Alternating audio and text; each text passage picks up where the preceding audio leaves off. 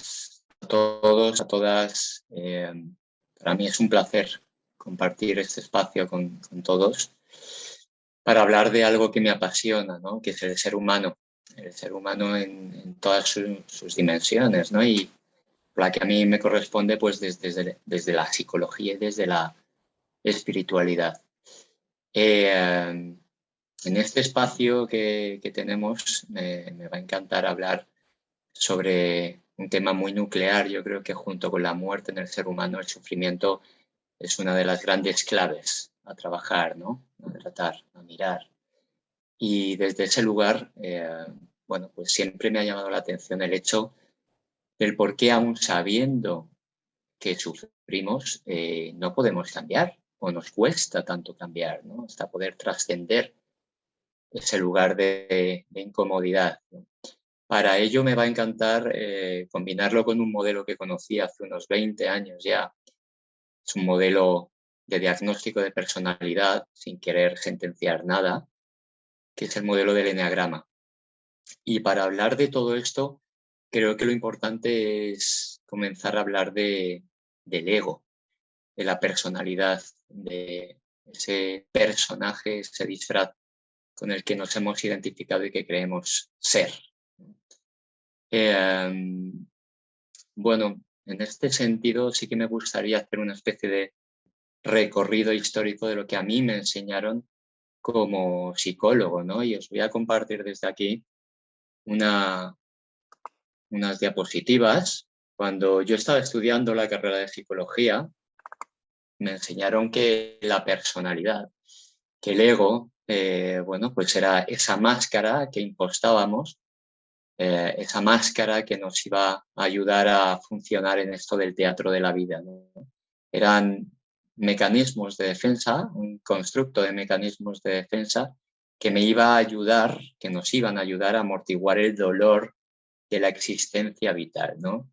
Desde este lugar podemos entender que si nos ceñimos al concepto de persona, tiene que venir del latín y este nombre tiene que ver directamente con la traducción máscara, ¿no? Antiguamente en Roma se tildaba como personas aquellos individuos que realmente tenían derechos sobre los demás, ¿no? Y desde ahí se empieza a acuñar el concepto. Pero si comenzamos a hacer un poquito de introspección desde la psicología y concretamente en este lugar al que llamamos ego, para mí es importante discernir entre tres conceptos básicos, ¿no? Uno sería el temperamento, otro sería el carácter y por fin hablaríamos de personalidad. Si hablamos de temperamento desde la psicología más ortodoxa, más clásica, estamos hablando de una entidad biológica que se entronca de tal manera que va a dar lugar a una manera de estar, ¿no? Una manera de estar en la vida, en ese primer suspiro, ¿no? En ese primer momento en donde comienza a interactuar con la vida, ¿no?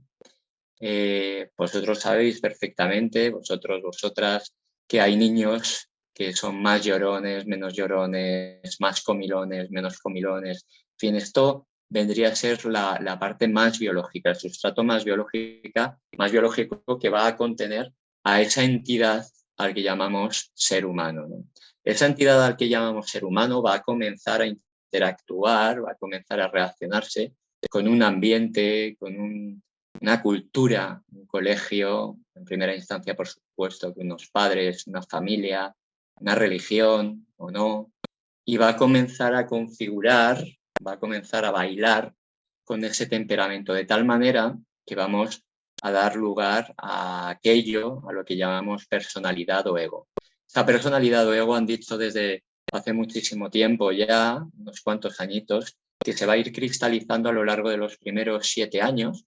En las últimas investigaciones, bueno, se ha descubierto que en torno a los 21 años se cristaliza en mujeres y en torno a los 24 o 25 años, como siempre los hombres un poquito más lentos, parece, se va a cristalizar también en el hombre, ¿no?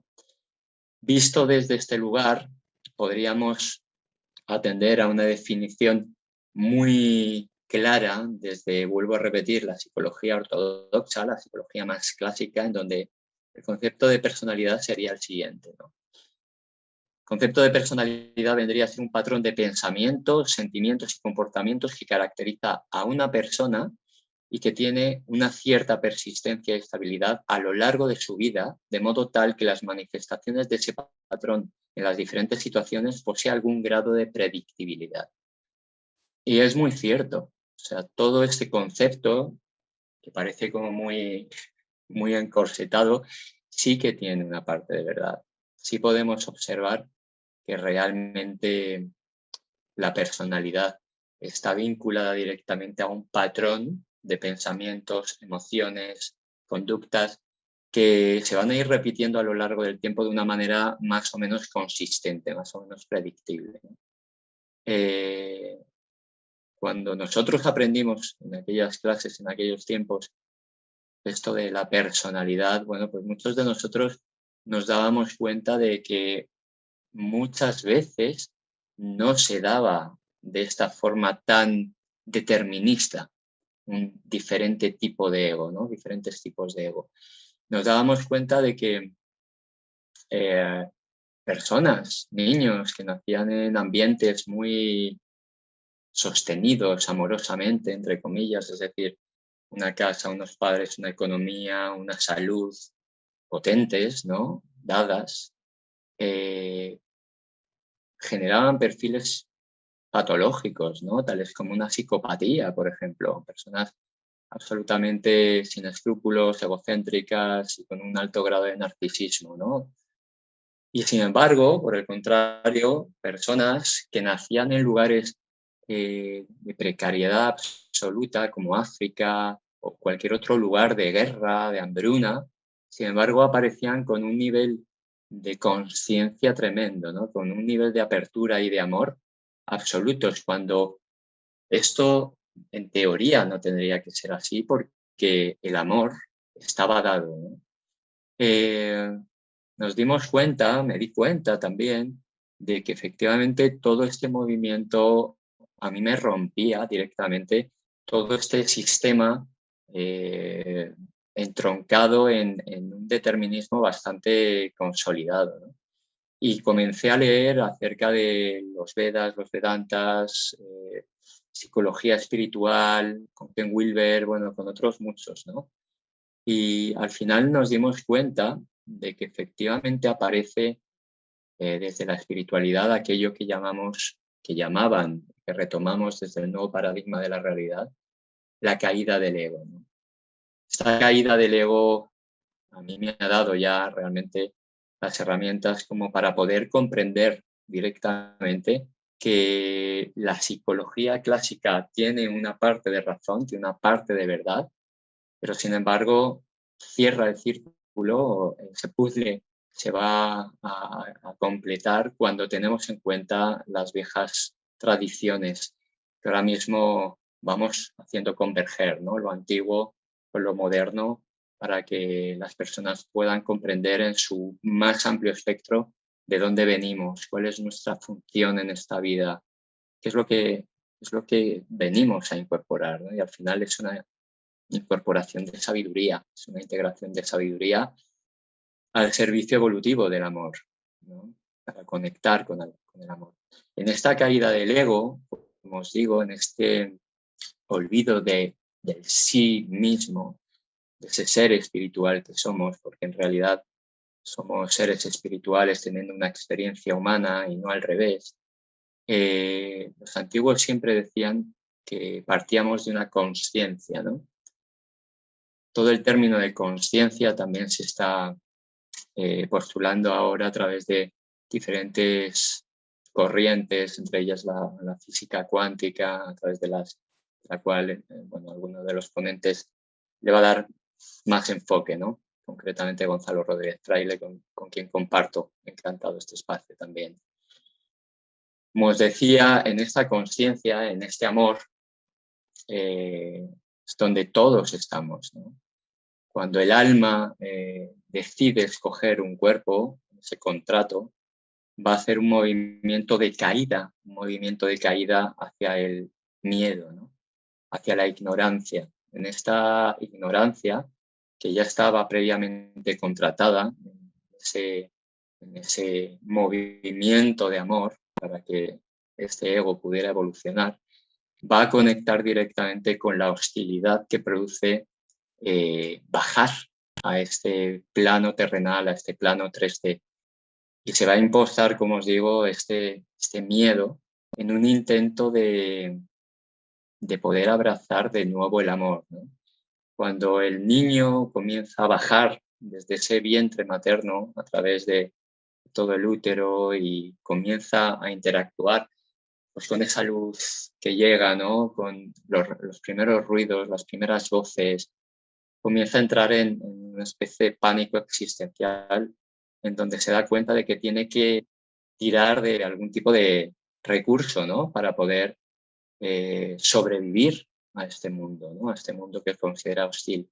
Y este recurso no va a ser otro que el ego. Este ego va a estar constituido, como decía antes en la descripción inicial, va a estar constituido por diferentes mecanismos de defensa que me van a ayudar a volver a reconectar con esa conciencia, con ese amor. Es un intento que al final me va a llevar a un pseudo amor, es una especie de narcotización en donde yo voy a poder acercarme o voy a intentar acercarme lo más posible al amor, a ese amor perdido, a ese amor que desapareció en el momento, o creo, o creí que desapareció en el momento en donde conecté con esta realidad 3D, ¿no?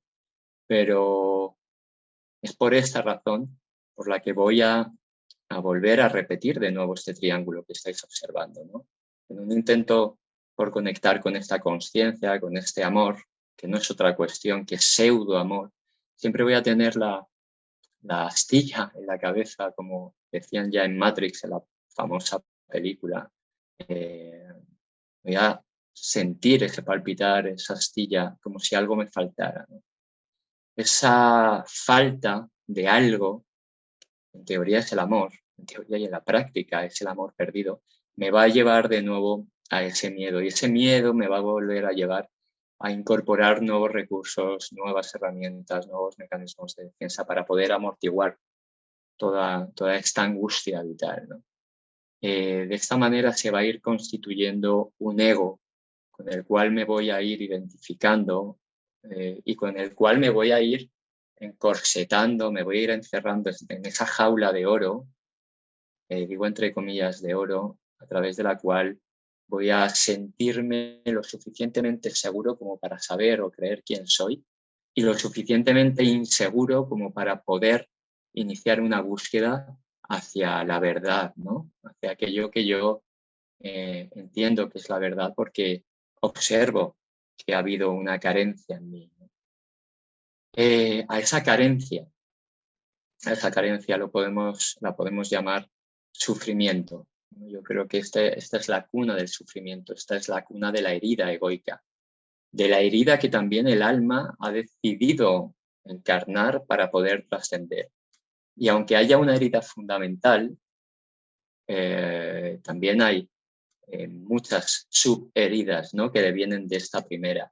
Por eso os voy a ir contando un poquito más adelante en qué consiste esto del eneagrama, en qué consiste esto de entender que existen diferentes maneras de estar en el mundo, cada una con su herida, cada una con su sufrimiento más nuclear, y que es una invitación a poder trascender aquello a lo que he venido a encarnar, ¿no? Para poder evolucionar desde esa ignorancia hacia la sabiduría, ¿no? Desde ese sistema de creencias fallido, porque entendí que ese sistema de creencias me iba a ayudar a poder sobrevivir en este mundo de la mejor forma posible, hasta que llega un momento en donde observo que todos estos recursos se van quedando caducos, ¿no? Se van quedando obsoletos y voy a tener que buscar pues, otras vías de entendimiento, otras vías de acción para poder tocar de nuevo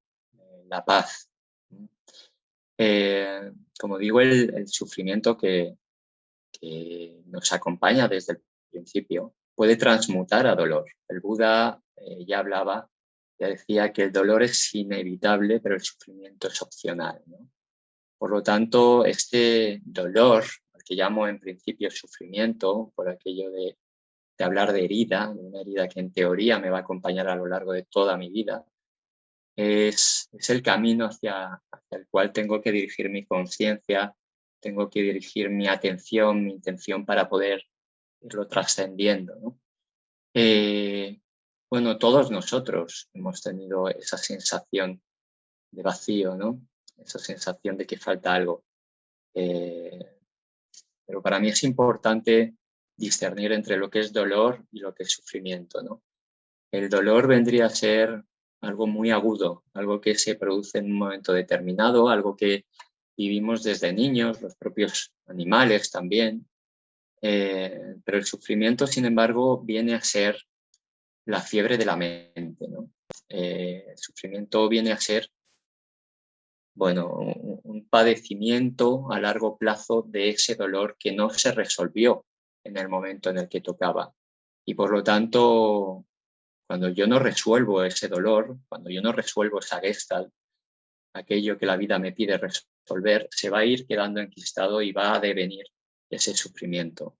Sufrimiento viene de la palabra sufere, en latín, significa sostener, y podríamos vincularlo directamente con el sostener un dolor a largo plazo, padecer un dolor a largo plazo con el consiguiente desgaste para nuestro sistema nervioso central, para nosotros mismos, ¿no? Hay una especie de desvitalización cuando yo sostengo un dolor a lo largo del tiempo de tal forma que se transforma en sufrimiento.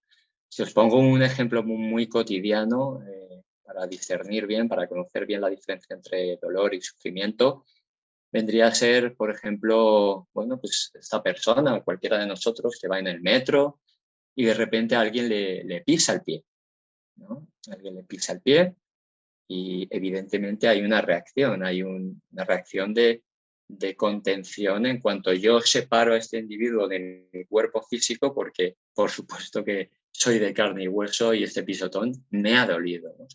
Pero si una vez que genero este movimiento me voy a mi casa y me sigo acordando de este tipo que me pisó el pie, me engancho ahí, comienzo a sufrir ya, ¿no? Comienzo a entender que esto que debería haber sido pasado eh, se ha convertido en una herida en mi vida que genera sufrimiento y comienzo a generar pensamientos del tipo, este hombre, cómo se le ha ocurrido pisarme, debería haber mirado, cómo a mí me ha tocado, cómo a mí me ha hecho esto, ¿no? Y comienzo a entrar en un bucle de pensamientos que están basados a su vez en un sistema de creencias que, como os digo, ya caducó hace tiempo, que en un momento dado me pudo ayudar, pero que ya no tiene sentido. Y no tiene sentido, ¿por qué? Porque el resultado de esos pensamientos, de esas sensaciones, de esas emociones, de esas conductas, no me llevan a estados interiores de paz, no me llevan a estados interiores de felicidad, de gratitud. Y por lo tanto, todo aquello que en mí produce ese sufrimiento no me acerca a la verdad, no me acerca a Dios, no me acerca al absoluto, no me acerca a mí, ¿no? A mí como ser. Por lo tanto, es algo que hay que revisar, ¿no? Habría que revisar. Pero sin embargo, muchas veces lo que ocurre y lo que da título a esta conferencia, ¿no? Es el, si me doy cuenta, si sé que sufro, ¿por qué me cuesta tanto cambiar? Es que, bueno, somos un constructo biológico que ha estado acostumbrado a manejarse de una manera, a elicitar a nivel cerebral una serie de neurotransmisores, de neuroquímicos que han ido dando de comer a todo mi sistema celular. Si yo os pongo otro ejemplo, y este siempre me gusta comentarlo porque creo que es muy gráfico, ¿no? Algunos de vosotros conoceréis la serie antigua Érase una vez la vida. Me doy cuenta de que si yo sé, por ejemplo, que el chocolate me sienta mal porque engordo, porque me salen granos, porque aumentan mis cifras de colesterol. Y yo me doy cuenta de que todo esto ocurre y esto genera en mí sufrimiento, yo sufro con esto. Voy a poner solución, ¿no? Voy a intentar poner solución en este sentido, ¿no? Y entonces hay una parte en mi cabeza que genera una intención muy clara, ¿no? Y es dejar de tomar chocolate.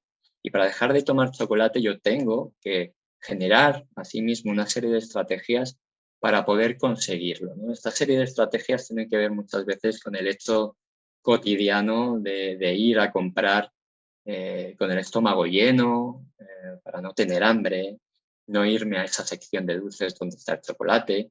Tiene que ver con llevarme a lo mejor una persona que en un momento dado, oye, pues me dé un manotazo si yo me voy directamente al chocolate. Tiene que ver con diferentes estrategias que voy a ir integrando para poder aminorar esa inercia hacia el chocolate. Pero ¿qué es lo que ocurre? Que yo puedo mantener esta idea, esta actitud, esta conducta durante un tiempo muy determinado. Algunos lo consiguen y consiguen a su vez instalar ese hábito, pero otros tantos no lo consiguen, ¿no? ¿Y por qué no lo consiguen? ¿Por qué no son capaces, aún sabiendo que sufren, aún sabiendo que el chocolate nos sienta mal, dejar de tomar chocolate? Bueno, pues la sensación, la idea es clara, ¿no? La razón es clara desde la neurobiología, ¿no? Lo que ocurre era lo que os comentaba, esos neurotransmisores que a su vez han estado acostumbrados a nutrir a nivel celular todo mi cuerpo físico, va a comenzar a disminuir el termostato, ¿no? Estas células van a comenzar a mirar, van a comenzar a sentirse desprovistas de aquellos químicos que me habían procurado para darme una sensación de tranquilidad, de supuesta tranquilidad, de equilibrio, de homeostasis. Y cuando esos elementos dejan de ser absorbidos, dejan de nutrirme como célula, van a producir una especie de síndrome de abstinencia. Ese síndrome de abstinencia se va a producir a través de cierta ansiedad, cierto desasosiego.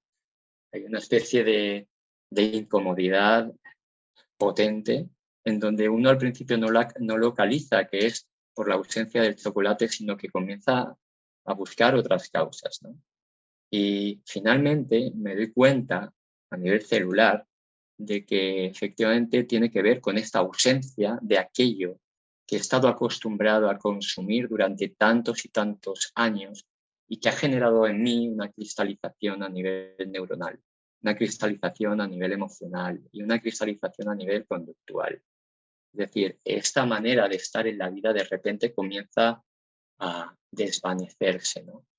Pero se produce antes de ese desvanecimiento una lucha interna, es decir, hay una mirada entre las diferentes células para mirar a su vez hacia arriba, hacia el cerebro, y decirle a través de esa vía aferente de la médula espinal y a través, a su vez, del hipocampo, es el gran compañero del cerebro también, el hipotálamo, que hay algo que está fallando, que hay algo que no están recibiendo y que por lo tanto no puedo quedarme en paz, no puedo quedarme en tranquilidad.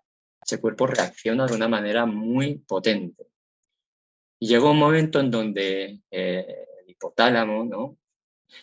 Bueno, pues le dice al cerebro, al neocórtex, que si no vuelve a pensar de la misma forma que antes, vamos a tener una guerra civil. Una guerra civil se entiende como una desestructuración, una sensación de falta de paz, de enorme desasosiego al servicio de mantener de nuevo esa homeostasis, ese equilibrio.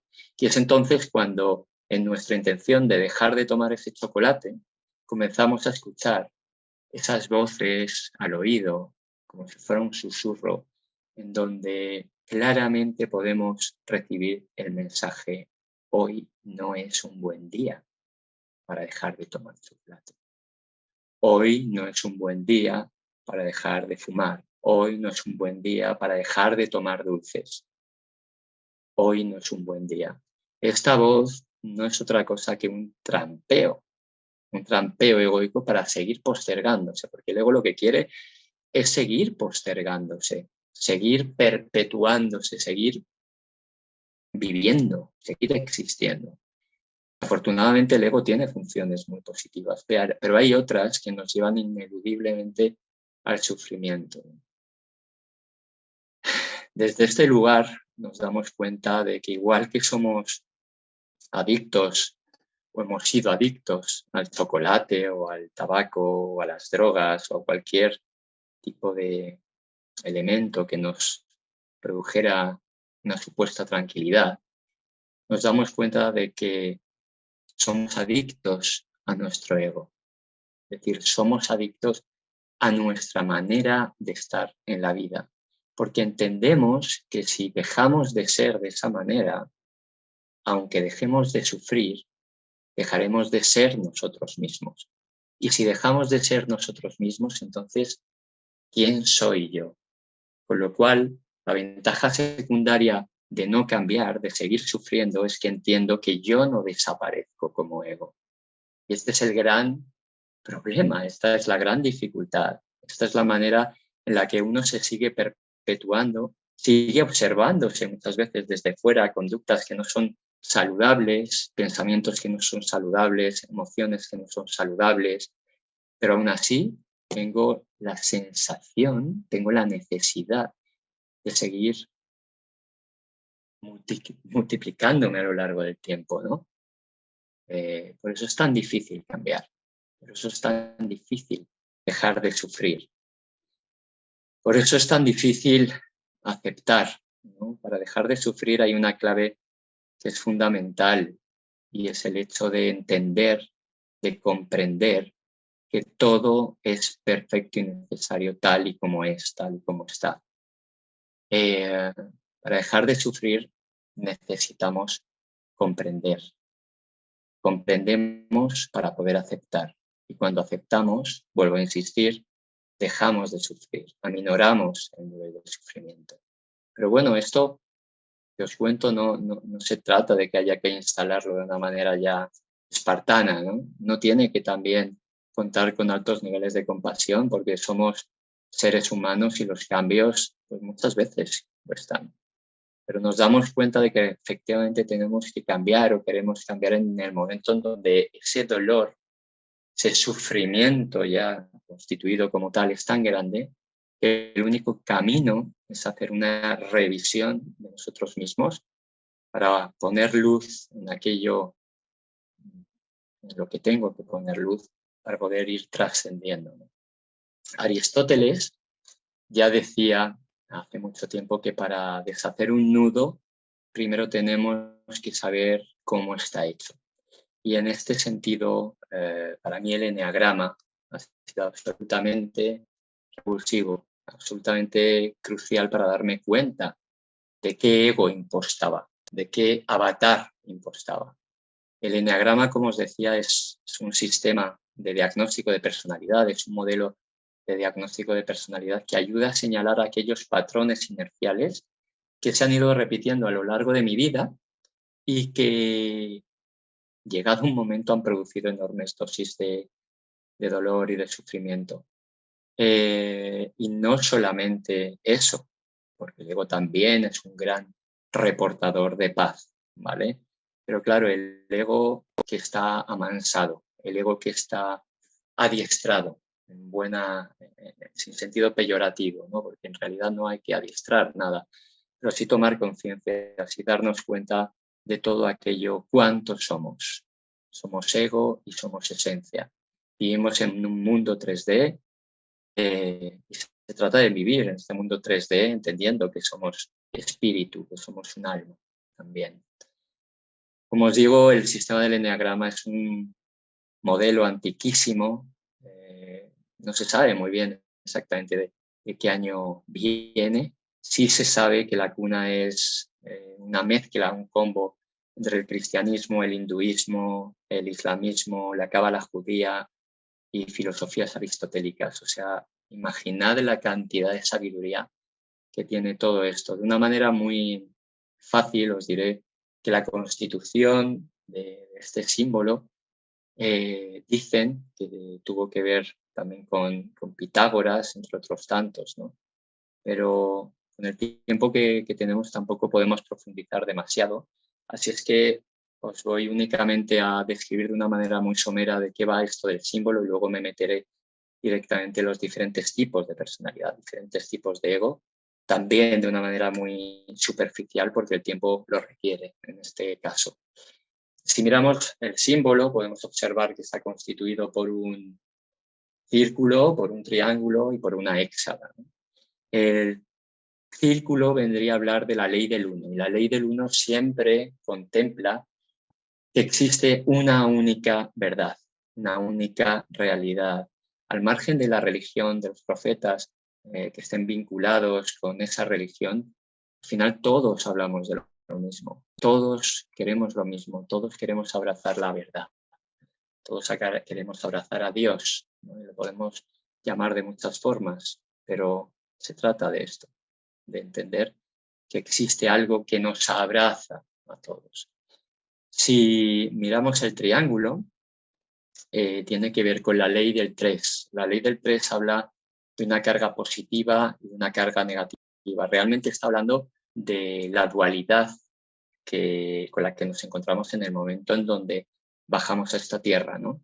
Y comenzamos a observar en esa experiencia hacia el amor la vida en contrastes. Existe lo masculino, existe lo femenino, existe lo bueno, existe lo malo, existe lo correcto, lo incorrecto y así constantemente, ¿no? Pero el triángulo observa o propone una tercera fuerza, que es la fuerza neutra.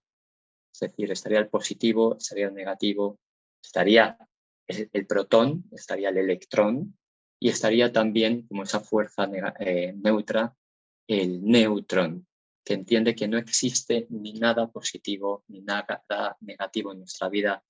No existe nada que acontezca de una manera positiva o negativa, sino que todo forma parte de un propósito evolutivo hacia el amor. Y que es el ego el único que discierne, el único que juzga lo que ocurre en nuestra vida como positivo o como negativo, como adecuado o inadecuado. Y por último, hablaríamos de la hexada, ¿no? La hexada habla de la ley del 7 y la ley del 7 contempla claramente que la vida es movimiento, la vida es cambio y que lo único que no cambia es el cambio. Bien, una vez contado un poquito de qué va esto del eneagrama desde la perspectiva más espiritual, también deciros que hay correlatos, por supuesto, biológicos y que se dan a través del cerebro triuno de Paul MacLean, ¿no? Hace unos cuantos años este hombre, neurocientífico, descubrió que el ser humano estaba constituido, estaba formado por 3 cerebros, ¿vale? Por uno en concreto, por supuesto, pero ese uno, a su vez, está constituido por 3 cerebros. Estaríamos hablando, por lo tanto, del cerebro reptil, que es el más antiguo de todos los que tenemos.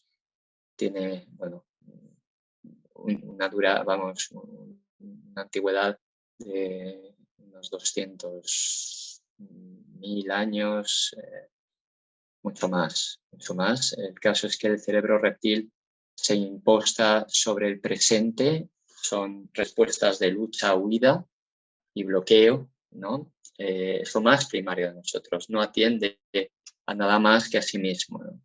Vendría a ubicarse en todo aquello que tiene que ver con la parte más corporal, más instintiva del ser humano. Posteriormente aparece el cerebro límbico, cerebro mamífero, que comienza a hacer ya relaciones con los diferentes seres humanos, comienza a generarse el hipocampo, comenzamos a ir incluyendo, bueno, pues la memoria emocional, ¿no? Entender que uno u otro me hizo o no me hizo algo y por lo tanto voy a relacionarme con esa persona de una manera u otra. Permite el vínculo emocional con el otro, ¿no? y se mueve hacia el pasado, ¿no? En este sentido se mueve hacia el pasado. Y por último tendríamos el cerebro más novedoso, que sería el cerebro neocortical, que es el que nos diferencia realmente del resto de seres vivos. El cerebro neocortical me va a dar una serie de pautas para poder anticiparme a un futuro, para poder generar estrategias, para poder anticiparme a un futuro que en un momento dado me pueda reportar algún tipo de malestar, ¿no? Y por lo tanto soy capaz de adelantarme al futuro para poder moverme desde ahí, poder adelantarme y poder ganar en seguridad, ¿no? Ganar en seguridad.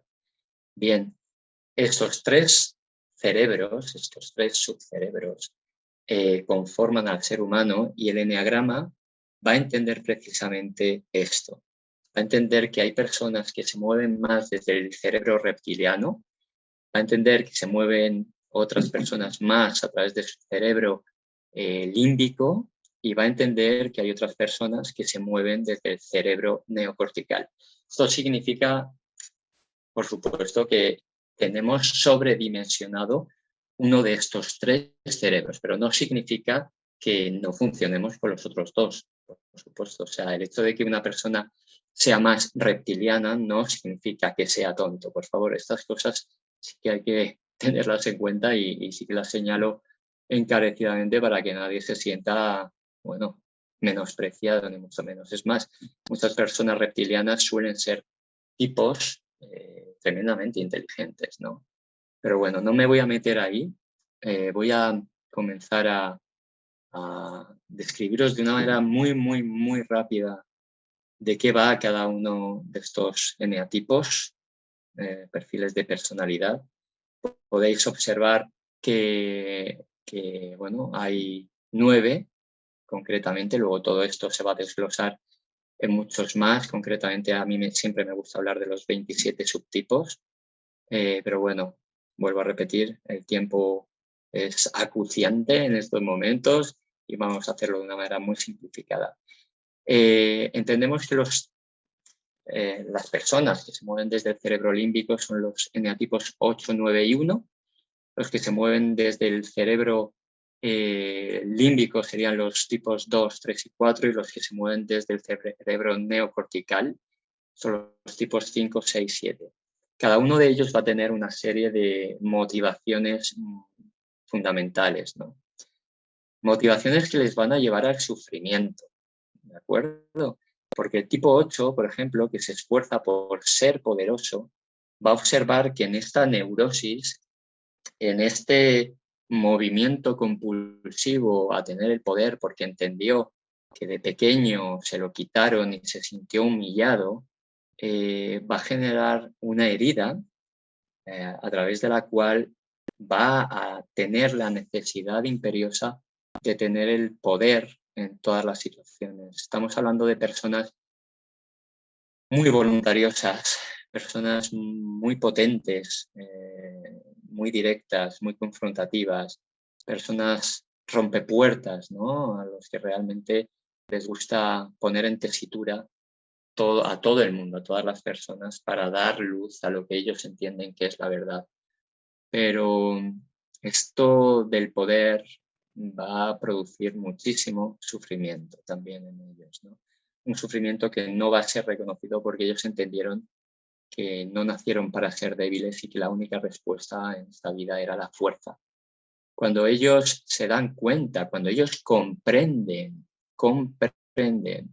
que el único poder es el suyo y que a través del propio vínculo con su propio corazón, el cual desterraron, comienzan a observar que las personas se acercan a ellos en vez de temerles, van a comenzar a aminorar ese nivel de sufrimiento y por lo tanto van a vivir con muchísima más paz, ¿no? Si nos vamos al tipo 9, que se esfuerza por estar tranquilo, diríamos a priori que esta estrategia, oye, pues no parece muy egoica, ¿no? Pero fijaos que el tipo 9 lo que quiere es estar tranquilo, es evitar el conflicto, es evitar posicionarse para mantener una pseudo paz. una pseudo tranquilidad al servicio de no querer responsabilizarse de sí mismo, de sus propias necesidades, para estar apegado al de los demás, a las de los demás, y de esa forma no conflictuar y por lo tanto estar en esa supuesta paz. En el momento en donde el tipo 9 despierta y deja de estar narcotizado y comienza a darse cuenta de cuáles son sus necesidades y a respetarlas, en el momento en donde comprende que tiene un lugar en el mundo, comienza a abrazar la paz de verdad, comienza a darse cuenta de que es igualmente importante y que tiene que ser igualmente mirado que el resto de los eneatipos, que el resto de las personas. Cuando nos vamos al tipo 1, cuya estrategia es esforzarse por ser perfecto, nos damos cuenta de que se trata de personas muy meticulosas, muy disciplinadas, muy voluntariosas, muy idealistas, personas que realmente se desviven, y cuando digo se desviven, efectivamente es así, sufren tremendamente porque entienden que desde esa perfección en el mundo, desde esa perfección que pueden señalar en el mundo, de esos cambios que pueden generar en el mundo, va a aparecer la tranquilidad también, ¿no? Y van a abrazar un mundo perfecto. Pero el tipo 1 es un gran sufridor desde ahí, desde esa neurosis egoica que le lleva a querer a toda costa ser perfecto y perfeccionar al mundo. Cuando el tipo 1 comprende que la verdadera perfección reside en la imperfección, porque entiende a su vez que todo lo que ocurre es perfecto y necesario y si no, no ocurriría, entonces es cuando realmente puede conectar con esa serenidad, puede dejarse estar en esa, en esa paz también, ¿no? Que todos los eneatipos buscamos. El tipo 2 se esfuerza por estar relacionado, se esfuerza por estar conectado. Son personas que necesitan ser necesitadas. Y necesitan ser necesitadas porque les cuesta muchísimo conectar con su propia carencia. Les cuesta muchísimo conectar con su propia necesidad. Cuando el tipo 2, desde una posición muy orgullosa, comienza a generar esas dependencias en los demás, en donde él se vende como un ayudador para tapar aquellas necesidades prójimas, cuando se da cuenta de esto y cuando comienza a darse cuenta de que efectivamente ha estado evitando mirar su propia carencia, ha estado evitando mirar sus propias necesidades y conecta con la humildad, es ahí donde comienza a dejar de sufrir también. Es curioso entender que todo lo que hacen los eneatipos es precisamente un movimiento hacia dejar de sufrir, pero paradójicamente nos lleva precisamente allí, al sufrimiento. En el tipo 3, que es vanidoso, ¿no? Egoicamente hablando, que se esfuerza por destacar, por desplegar su plumaje, por ser amado a través de sus logros, a través de sus triunfos, se da cuenta de que esto de destacar tiene un precio elevado. Esa productividad tremenda, ese enfoque en lo laboral, en querer acumular dinero, éxitos, le lleva a desconectarse. Le lleva a desconectarse porque el tipo 3, de alguna forma, se ha convertido en aquello que el otro esperaba de él. Se ha ido poniendo máscaras al servicio de lo que el otro esperaba de él, sin tenerse en cuenta a sí mismo. Por lo cual, en épocas de moda X, él se mimetizaba con esa moda. En épocas en donde el dinero estaba de fama, de moda, pues también fue un gran acumulador de dinero. Si había que ser un gran surfer, pues se convertía en un gran surfer, en un gran amante de sí mismo y así. Pero se fue desterrando. Fue un tipo que perdió en autenticidad y fue ganando en enormes dosis de falsedad. Y cuando el tipo 3 se da cuenta de que ser uno mismo le acerca a la paz, le acerca a la paz porque aminora sus niveles de sufrimiento y aumenta sus niveles de conciencia, Es entonces cuando comienza a transitar ese camino y cuando comienza a conectar con lo que realmente es. Con el tipo 4 ocurre lo siguiente, son personas que se esfuerzan por ser únicas, por ser especiales. Son egos muy sensibles, muy bohemios, muy artistas por lo general, con una capacidad de introspección muy grande. Es un gran intensificador emocional. Son grandes dramáticos también. Y desde ese esfuerzo por ser único y especial, se destierran, ¿no? También se destierran, porque entienden que hay un otro que tiene que descubrir en él, en ella, lo especiales que son. Necesitan ese salvador que les mire, que les reconozca, como a muchos egos, ¿no? Pero en este tipo 4 parece que se hace más especial todavía. Cuando el tipo 4 baja o comienza a entender que la vida no tiene que ser tan intensa, es decir, que no tiene que estar tan dramático, que no tiene que mirar siempre la carencia, envidiar lo que el otro tiene, más que lo que el otro tiene es lo que el otro siente, ¿no? Porque no es tanto una envidia materialista como podría ser en el 3, sino una envidia en cuanto al amor dado, al amor recibido. El 4 siente que no fue mirado amorosamente, ¿no? Y desde ahí busca a ese salvador, ¿no?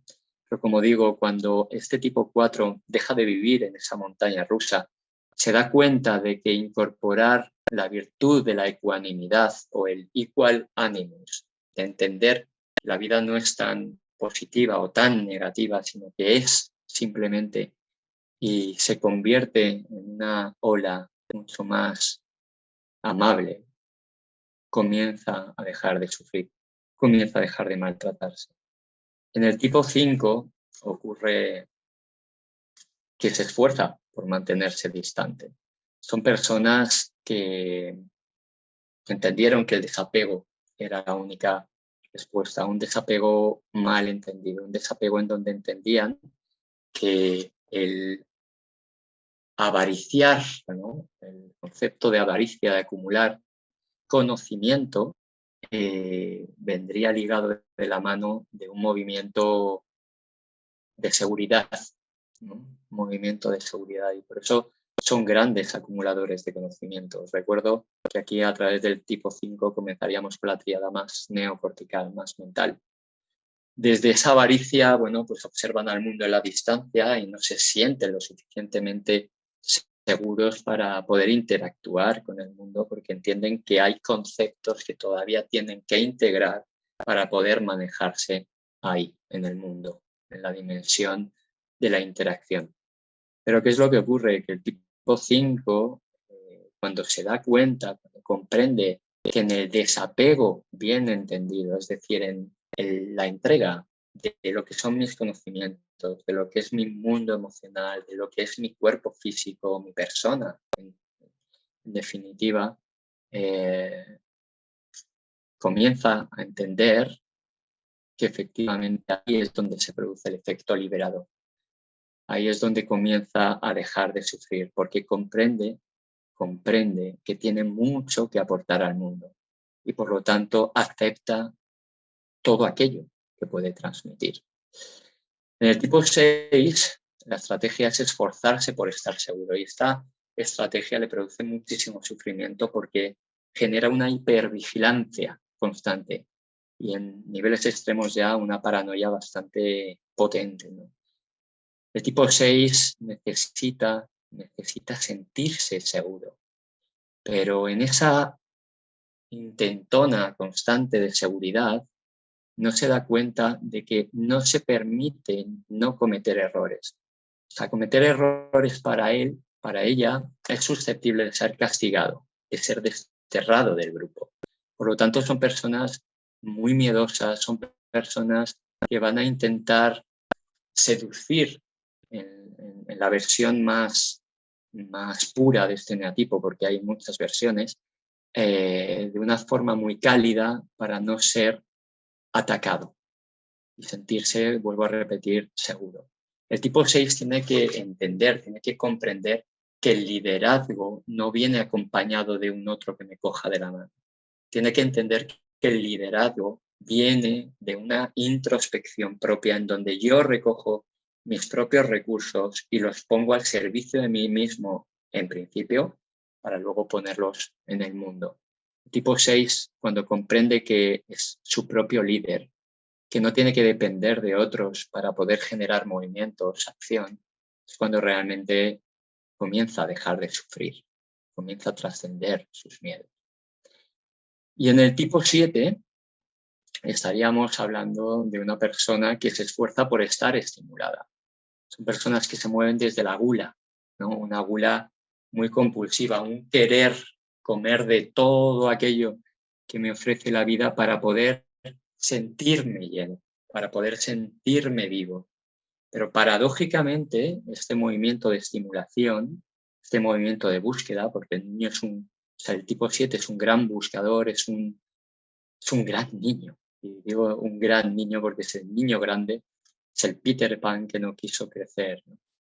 Cuando se da cuenta de que esa búsqueda de estimulación le lleva a dispersión, le lleva a falta de compromiso, le lleva a un hedonismo mal integrado, ¿no? Porque lo único que le produce es mayor sensación de vacío.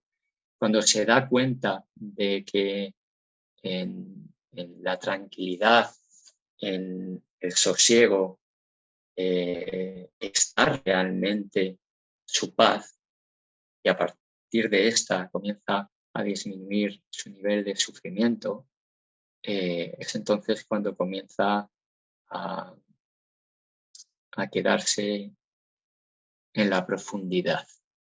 En vez de tomar de todos los pasteles un poco, se permite estar en uno de esos pasteles que la vida le ofrece para profundizar en él y para poder degustarlo tranquilamente. Ahí es donde comienza a sentir plenitud y comienza a sentirse, bueno, pues mucho más relajado, ¿no? El tipo 7 es un gran hiperactivo, es un niño prodigio. En teoría se le dan muy bien muchísimas cosas, pero no tiene la disciplina suficiente como para poder comprometerse con algo, ¿no? Y comprometerse con ese algo, podemos hablar de una pareja, de un trabajo, de cualquier cuestión. Bueno, pues llegados a este punto, yo creo que vamos a ir recogiendo un poquito, porque ya llevo unos cuantos minutos hablando y quiero respetar los tiempos. Podemos darnos cuenta de que a lo mejor alguno de vosotros os ha resonado alguno de estos neatipos, de estos perfiles de personalidad. La realidad es que todo esto es mucho más complejo de lo que aquí aparece. El ser humano es complejo, es dinámico.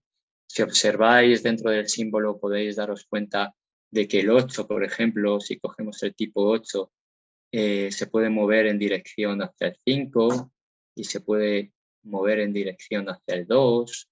Podemos observar que dentro del tipo 6, por ejemplo, hay un ala 7 o hay un ala 5, los llamamos así porque son números próximos al núcleo y que por lo tanto, bueno, pues pueden tener reminiscencias de uno u otro, pero además de esto, cada uno de estos eneatipos tiene 3 instintos básicos, que serían el autoconservación, el social o el sexual. Predominantemente aparece uno u otro.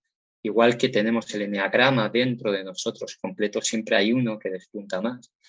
Lo importante es que observéis de una manera simple de qué forma el ser humano se puede encontrar identificado en uno de estos perfiles, ¿no? Todo esto, como os digo, se va desglosando muchísimo. Concretamente, si hacemos multiplicaciones, podemos hablar de 108 combinaciones. Fijaos, 108 combinaciones, cada uno pues, de su padre y de su madre, ¿no?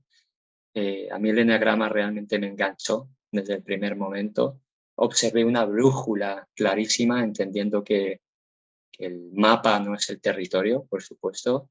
Y bueno, os invito a que investiguéis sobre ello y a que profundicéis, porque realmente es un mapa que ayuda a desanudar ese nudo del que hablaba Aristóteles. Es un mapa que ayuda a generar autoconocimiento y no hay otra manera de disminuir nuestros niveles de sufrimiento si no es desde una perspectiva en donde me pueda observar como testigo de mí mismo, en donde pueda ir transitando pues los diferentes niveles que generan sufrimiento, que serían esa resistencia inicial a aquello cuanto acontece, después esa resignación en donde yo me doy cuenta de que efectivamente no tengo nada que hacer, pero esa resignación no es la aceptación hacia la cual tenemos que llegar, ¿no? Es una aceptación a regañadientes. Por lo tanto,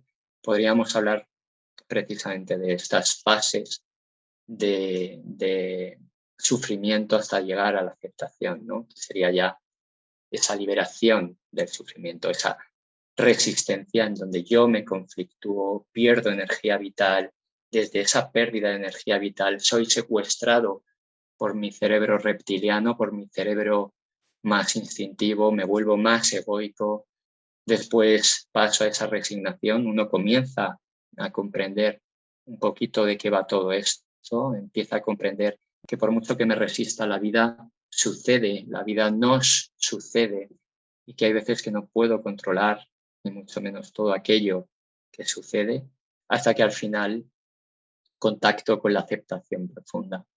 Y en la aceptación profunda no hay ya ningún tipo de resistencia y por lo tanto no hay ningún tipo de conflicto.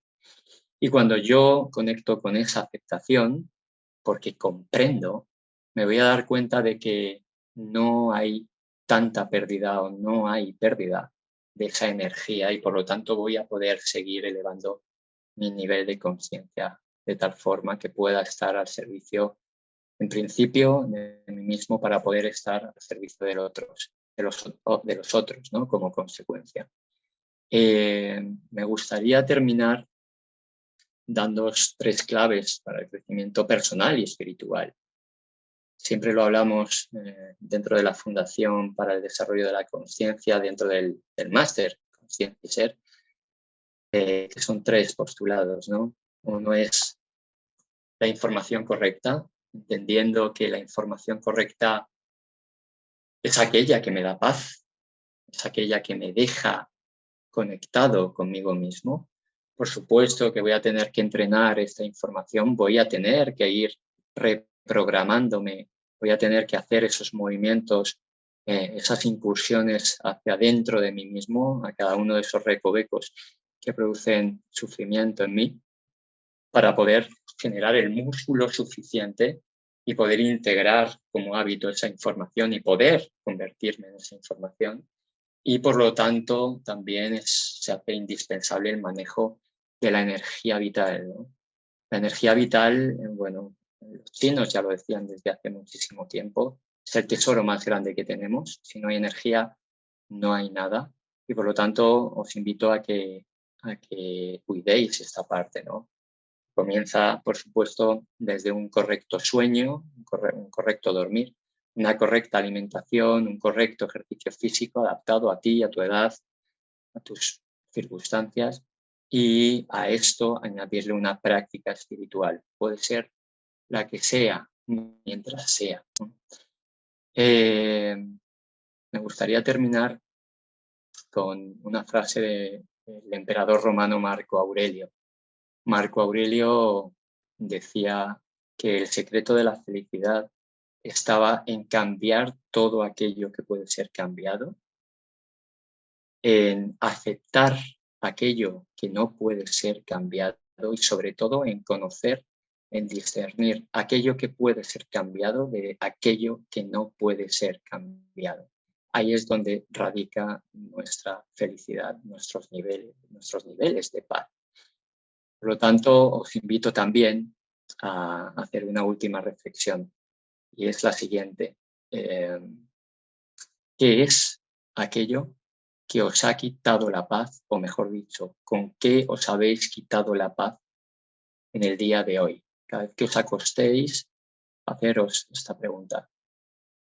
Daros la respuesta, comprender por qué esto ha sucedido y aceptarlo. Sé que esto que os propongo obviamente es un movimiento de integración que tiene que ser repetido durante mucho tiempo. Todos caemos en algún momento, la energía vital es nuestro gran tesoro y cuando estamos en otro lugar, mal descansados, mal alimentados, cuando hemos tenido conflictos con otras personas, podemos caer en barrena. Pero bueno, os envío mucho ánimo, estamos todos en el camino. Para mí de verdad que ha sido un placer acompañaros hasta aquí y con cualquier cuestión estamos en contacto. Os envío un gran abrazo.